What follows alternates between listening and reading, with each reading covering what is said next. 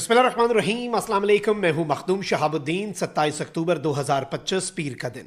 नाज़रीन कराम, पाकिस्तान और अफगान तालिबान के दरमियान इस्तंबुल में होने वाले मुज़ाकरात 30 घंटे सिर्फ और सिर्फ मुज़ाकरात जारी रहे। ऑन द फर्स्ट डे 19 घंटे और दूसरे दिन 11 घंटे इजलास में गर्मा गर्मी हुई है।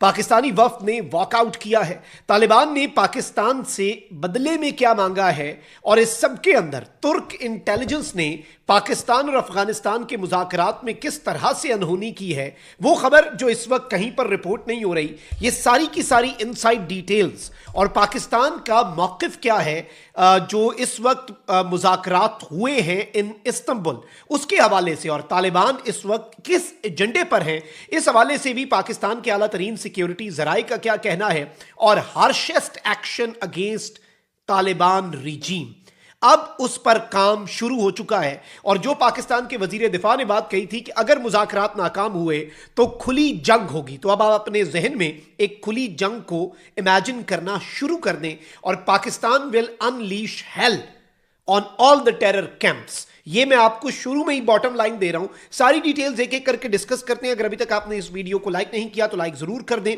कमेंट सेक्शन में पाकिस्तान जिंदाबाद का नारा भी जरूर लिखें और जिन लोगों ने चैनल को सब्सक्राइब नहीं किया उनसे मेरी ये दरखास्त होगी कि चैनल को भी लाजमी सब्सक्राइब कर लें। नाज़रीन कराम, पाकिस्तान और तालिबानी रजीम के दरमियान जो पहले दिन मुज़ाकरात हुए 19 घंटे तक जारी रहे। यहां तक कि आप देखें कि पाकिस्तान ने जो एक रिटन फ्रेमवर्क उन्हें दिया, तालिबानी रजीम ने उसका रिप्लाई रात के 2 बजे किया और पाकिस्तान ने उस पर काम करके जवाबुल जवाब जो है वो सुबह 6 बजे दिया। तो इस तरह से ये राउंड द क्लॉक मुज़ाकरात चले और फिर ऑन दी सेकंड डे यानी गुज़श्ता रोज 11 घंटे तक ये मुज़ाकरात चले। पाकिस्तान ने तालिबान को दहशतगर्दी की रोकथाम के लिए एक जामे प्लान दिया है। तालिबानी रजीम कहती है माड़ा हम खत्म कर देंगे दहशतगर्दी, बस दैट्स ऑल, यानी जैसे दुआ एग्रीमेंट में कहा हमारी सरजमीन इस्तेमाल नहीं होगी। पाकिस्तान ने कहा इररिफ्यूटेबल एविडेंस है, ऑन ग्राउंड कुछ एक्शन, टेंजिबल एक्शन, और उस एक्शन को ट्रेस करने का भी एक तरीकाकार होता है ना, तो उसके लिए हम एक पूरा फ्रेमवर्क बनाते हैं जिस तरह से स्टेट्स बनाया करते हैं। उसे एक्शन को फिर जो आप लेते हैं उसे किस तरह से मार्क किया जाएगा, ये सारी चीजें उसमें डिस्कस हों। लेकिन इस सब के ऊपर तालिबानी रजीम जो है, नाज़रीन कराम, अपेरेंटली ये लग रहा था कि तालिबानी रजीम इस पर रिलक्टेंट है। अब सिक्योरिटी ज़राए पाकिस्तान के क्या कह रहे हैं? सिक्योरिटी ज़राए के मुताबिक पाकिस्तान ने वाज़ेह किया है कि अफगान तालिबान की तरफ से की जाने वाली दहशतगर्दों की सरपरस्ती मंजूर नहीं है। सिक्योरिटी ज़राए के मुताबिक पाकिस्तानी वफ़द ने कहा कि दहशतगर्दी के खात्मे के लिए ठोस और यकीनी इक़दाम करने होंगे। सिक्योरिटी ज़राए ने कहा कि इसके बरक्स तालिबान के दलाइल गैर मंतकी और ज़मीनी हक़ाइक़ से हट कर रहे। सिक्योरिटी ज़राए ने कहा कि नज़र आ रहा है, अब ये बहुत इंपॉर्टेंट पार्ट है जो पाकिस्तान की आला सिक्योरिटी एस्टैब्लिशमेंट ने अपना मौक़िफ़ दिया है, नजर आ रहा है कि अफगान तालिबान किसी और एजेंडे पर चल रहे हैं। यह एजेंडा अफगानिस्तान, पाकिस्तान और खित्ते के इस्तेहकाम के मफाद पर नहीं है। यह इंपॉर्टेंट नुक्ता समझें कि इनके इन मुज़ाकरात के अंदर जो हरकतें हैं ना और इनकी बातें हैं, उससे साफ लग रहा है कि ये किसी और एजेंडे पर है। वो एजेंडा क्या है? वो भारत का एजेंडा है। सिक्योरिटी ज़राए के मुताबिक मुज़ाकरात में मजीद पेशरफ्त अफगान तालिबान के मस्बत रवैये पर मुनहसर है। सिक्योरिटी ज़राए के मुताबिक पाकिस्तान के मुतालबात मुकम्मल वाज़ेह, शवाहिद पर मबनी और मसले का हकीकी हल है। अफगान तालिबान की हट धर्मी और अदम ताउन दीगर फरीक़ैन पर भी वाज़ेह हो गई है। नाउ आपने इस चीज़ को ज़हन में रखना है। तुर्क इंटेलिजेंस का जो किरदार है उस पर हम आएंगे। ये एक जुमला जो सिक्योरिटी ज़राए का है ना, इस पर आपने गौर करना है कि अफगान तालिबान, तालिबानी रजीम की हट धर्मी और अदम ताउन दीगर फरीक़ैन पर भी वाज़ेह हो गया है। उन्हें भी पता लग गया कि भाईजान इन तिलों में तेल नहीं है और यह गलत है। सिक्योरिटी ज़राए ने कहा कि पाकिस्तान की दहशतगर्दी के मरकजी मुतालबात पर कोई समझौता मुमकिन नहीं। तुर्किया कोशिश कर रहा है कि तालिबान वफ़द ज़मीनी हक़ाइक़ और शवाहिद को समझे। कोशिश जारी है कि तालिबान वफ़द संजीदगी से तावन करे ताकि मुज़ाकरात नतीजा खेज़ हो सकें। और इस सब के अंदर नाज़रीन कराम, मैं आपको यह बताऊं कि कोई ब्रेक थ्रू जो है वो पाकिस्तान अफगानिस्तान इस्तंबुल टॉक्स में नहीं हुआ।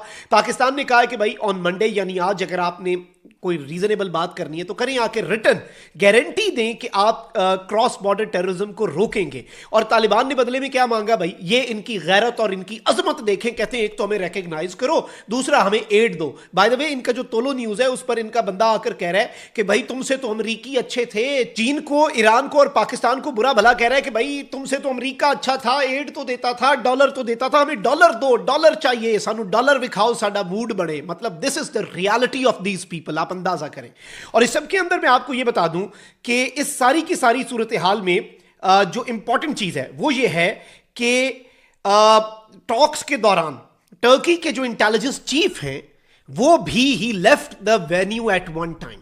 मतलब इनकी हठधर्मी इतनी थी, ये ऐसे डटे हुए थे, ऐसे ये ढीठ इंसान है तालिबानी रिजीम वाले, और इतनी बेतुकी और इलॉजिकल इनकी बातें हैं कि टर्की के intelligence chief as per our sources ही left the venue at one time कि भाई ये क्या दीवार में टकरे मारने के मुतरादिफ है। और इस सब के अंदर मैं आपको यह बता दूं कि पाकिस्तान का स्टेट जो है उसकी पॉलिसी वाज़ेह है। 30 आवर्स तक मगजमारी इनके साथ बनती नहीं थी। पाकिस्तान इत्माम हुज्जत कर रहा है, हम नहीं चाहते लड़ाई, हम अपने पड़ोसी मुल्क को नहीं तुन के रखना चाहते, but they are forcing us to do that. और इस वक्त मैं आपको यह बता दूं कि इवन फाइनल अल्टीमेटम देने के बाद, कल संडे के दिन फाइनल अल्टीमेटम देने के बाद the Pakistani delegation walked out of the venue. और अब ये तालिबानी रिजीम के रिप्रेजेंटेटिव्स पर है कि वो गुडविल दिखाएं और मीनिंगफुल स्टेप्स करें, तब जो निगोसिएशंस हैं वो रेस्क्यू होंगी, वरना यहां पर मामला रुक जाएगा। और इस्तंबुल मुज़ाकरात नाकाम हुए या कामयाब, सादा लफ्जों में तालिबान किसी और के एजेंडे पर गामजन है, ये पाकिस्तान का मौक़िफ़ है। और इस वक्त बाज़ाब्ता तौर पर पाकिस्तान का ये मौक़िफ़, मैं आपको एक और चीज़ बता दूं कि अगर ये निगोसिएशंस फेल होती हैं तो हार्शेस्ट एक्शन जो है वो इमीडिएटली लॉन्च किया जाएगा तालिबान ग्रुप जो है अफगानिस्तान में उनके खिलाफ।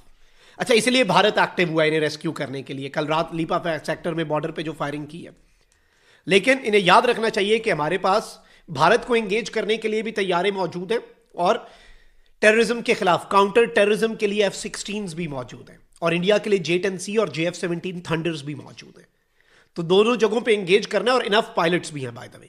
अब सबसे इंपॉर्टेंट चीज यह नाज़रीन इकराम के इवन तालिबान के मिलिट्री सेंटर्स और कंधारी फैक्शन जो है तालिबान ग्रुप का, वो भी शायद महफूज ना रहे। और इवन ये जो ड्यूरेंड लाइन की का राग लापते हैं, भाई तुम बॉर्डर को नहीं मानते तो फिर तो ये है कि भाई जिसकी लाठी उसकी भैंस, जिसमें तप्पड़ है वो आके अपना बॉर्डर क्लेम कर ले, एरिया क्लेम कर ले। तो भाई ये जो ड्यूरेंड लाइन का राग लापते हैं, इंटरनेशनल बॉर्डर को ड्यूरेंड लाइन कहते हैं, तो हो सकता है इनकी चेक पोस्टें भी वहां पर कायम ना रहें जो दहशतगर्दों की इन्फिल्ट्रेशन को फैसिलिटेट करती हैं। हमने इन टॉक्स के दौरान 25 दहशतगर्द ठोके हैं जो अफगानिस्तान से आ रहे थे। और इस सारी सूरत हाल के अंदर ये याद रखिएगा, ट्रंप ने ये कहा है कि पाकिस्तान के रहनुमा बहुत अजीम है, मैं चाहूं तो पाक अफगान जंग रोक सकता हूं, मसला हल कर सकता हूं, लेकिन फिलहाल मुझे कुछ करने की जरूरत नहीं है। तो वो भी इंतजार कर रहा है कि भाई तुनना है तो पाकिस्तान तुन दे। अच्छा, अब हो ये रहा है कि तालिबानी रिजीम और दहशतगर्दों के साथ मुंसलिक अकाउंट्स जो हैं वो टर्की की इंटेलिजेंस जो है MIT, उसके चीफ जो है इब्राहिम कालन, उनके हवाले से प्रोपेगेंडा कर रहे हैं कि जी इस सब के अंदर वो ये है, वो है, फलां है, ढिमकां है। लेकिन अब मैं इसमें आपको ये बता दूं कि सालिस और सहूलतकारी का किरदार अदा करने वाले जो ममालिक हैं तुर्की और कतर, उन पर पाकिस्तान ने यह मौक़िफ़ दिया है कि उन पर जो एतराज़ात हैं उन्हें सख्ती से हम रद्द करते हैं। और सिक्योरिटी हुकाम का यह कहना है कि कुछ हल्के ये तासुर देने की कोशिश कर रहे हैं कि तुर्की की इंटेलिजेंस पाकिस्तान को तालिबान हुकूमत के साथ किसी मुमकिन तसादुम से बचाने में कोई खास किरदार अदा कर रही है। हम ये कहना चाहते हैं कि बिल्कुल उसी तरह जैसे कतर को हमें गैर जानिबदार ब्रोकर समझते हैं, तुर्की भी एक गैर जानिबदार मुल्क है। इसलिए अगर कोई ये गलत तासुर देने की कोशिश करे कि मुज़ाकरात को फैसिलिटेट करने वाले किसी एक जानिब झुकाव रखते हैं, तो ये एक इंतहाई गलत और बिल्कुल लग़्व बात होगी। पाकिस्तान की अवाम कानून नाफिज करने वाले और इदारे और हुकूमत समेत तमाम कौमी अनासर का अज़्म और मोराल गैर मुतज़लज़ल है। और इस सब के अंदर पाकिस्तान जो है अपनी सलामती, मुआशी या सियासी लिहाज से अगर किसी को लगता है कि पाकिस्तान कमज़ोर है तो ये उसकी गलत फहमी होगी। सो पाकिस्तान के स्टेट का मौक़िफ़ बहुत वाज़ेह है और टर्की की इंटेलिजेंस एजेंसी जो है वो बहुत अच्छा किरदार हमारे दोस्त ममालिक अदा कर रही हैं जंगों के अंदर, इवन इंडिया के साथ देवर विद अस। तो ये मामला तो आपको समझ जाना चाहिए कि ये इस वक्त इन मुज़ाकरात के अंदर नाकामी किसकी है, हठधर्मी किसकी है। कमेंट सेक्शन में राय का इज़हार जरूर करें। अपना बहुत ख्याल